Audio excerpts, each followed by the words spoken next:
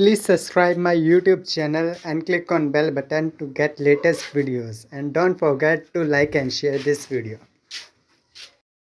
आता है उस अंधेरे में अगर जीव को द्वारकानाथ की याद आए तो वह अमावस्या की रात प्रभात के सूर्य की भांति जगमगाने लगती है। जैसे ही उस वानर ने उस पोटली को खोला है तो उसमें तरह तरह के मिष्ठान।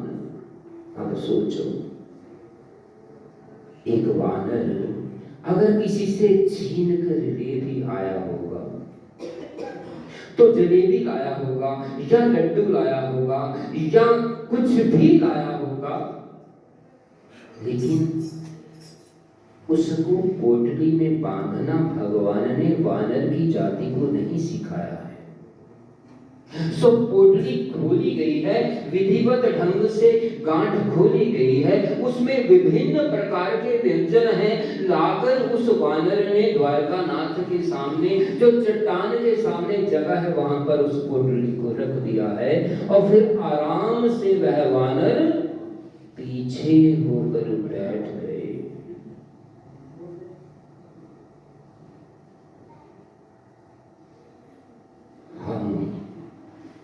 जितने सौभाग्यशाली हैं, शायद हम समझ नहीं पाए हैं अभी तक।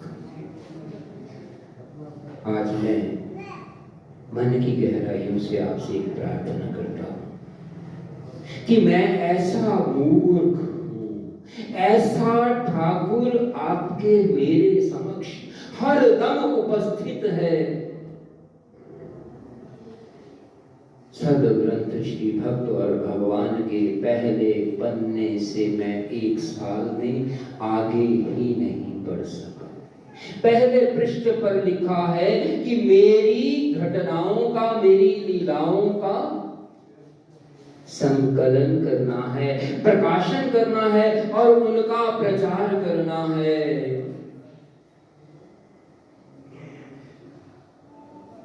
दंडी स्वामी आश्रम लुधियाना में हर संडे को सत्संग होता है।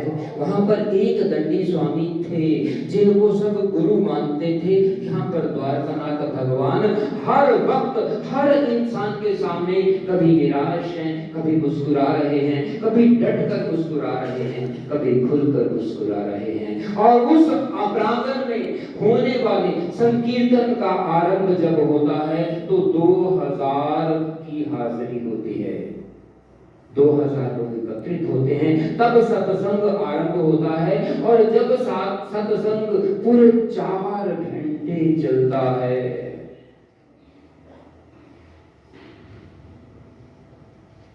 जब सत्संग की समाप्ति होती है, कम से कम 10 से 12,000 लोग हर संडे को उस सत्संग में आते हैं।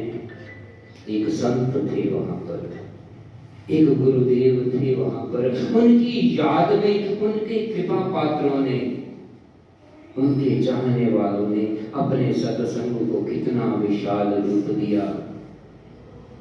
10 ढोलकियां बजाने वाले हाथ जोड़कर खड़े हैं, मेरी बारी आएगी। 10 लोग गाने वाले हाथ जोड़कर खड़े हैं, क्या मुझे चौपाई कहने का मौका मिलेगा? इससे आगे मैं कुछ नहीं कहना चाहता। भगवान ने आप पर सनातन की जिम्मेदारी दी है। ये अगर ठाकुर किसी और धर्म में आया होता तो अब तक होशियारपुर की नगरी को इंटरनेशनल मैप पर रख दिया होता। उस धर्म के लोगों ने, बाहर टिकट्स लगती, हजारों की गिनती में लोग यहाँ बाहर से टूरिस्ट आते धर्मार्थ। जो अलग अलग धर्म स्थानों पर जाने वाले लोग हैं, वह होशियारपुर में इस दूसरे वृंदावन के दर्शन करने आते। क्या इस धरती पर और ऐसा कोई ठाकुर है? और मैं आपके समेत इतना अपंग हूं कि होशियारपुर के लोगों को भी इस द्वारकानाथ का नहीं पता। चैन से अपनी दुकान पर जाते हैं, चैन से अपने बच्चों को हम भी पालते हैं, चैन की बंसी बजाते हैं, चैन का फ्रिज खोलते हैं, चैन की कार में बैठते हैं, चैन के नोट गिनते हैं, चैन की नींद सो जाते हैं। ऐसे सनातन को जागृत ठाकुर जी ही कर पाएंगे।